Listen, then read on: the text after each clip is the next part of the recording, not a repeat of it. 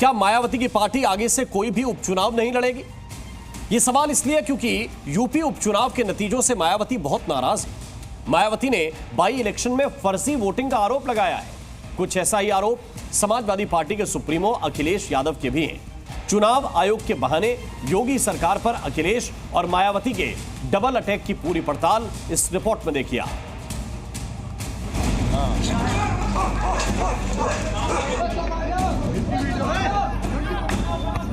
माननीय मुख्यमंत्री जी का स्वागत अभिनंदन हो रहा है।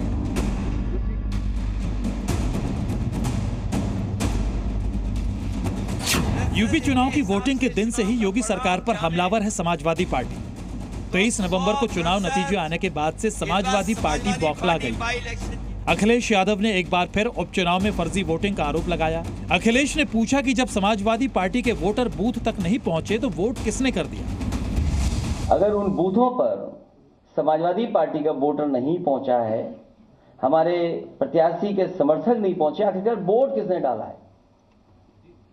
ये बड़ा गंभीर विषय है। और इसके साथ साथ दो तरह की पर्ची होना लाल मार्क है। उधर यूपी चुनाव के दौरान खामोश रहने वाली बीएसपी सुप्रीमो मायावती ने भी चुनाव आयोग पर गंभीर सवाल उठाए।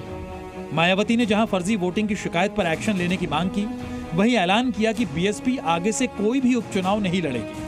मैं खुद नहीं कह रही हूँ, ये लोगों में आम चर्चा है कि पहले देश में बैलेट पेपर के जरिए चुनाव जीतने के लिए सत्ता का दुरुपयोग करके फर्जी वोट डाले जाते थे, और अब तो ईवीएम के जरिए भी ये कार्य किया जा रहा है।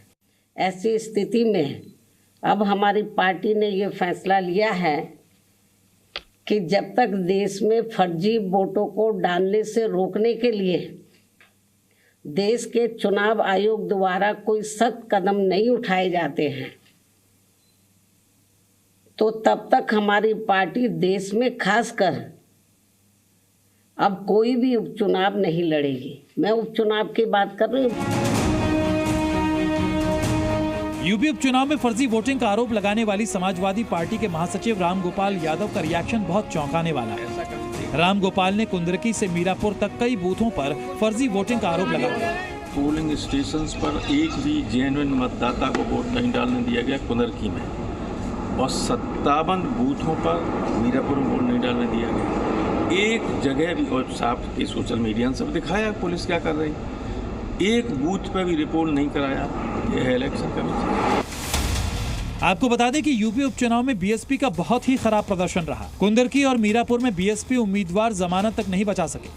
उपचुनाव में मायावती खुद भी प्रचार करने जमीन पर नहीं उतरी, और न ही बीएसपी का कोई बड़ा नेता उपचुनाव के प्रचार में दिखा। अंजलि सिंह के साथ ब्यूरो रिपोर्ट, जी मीडिया।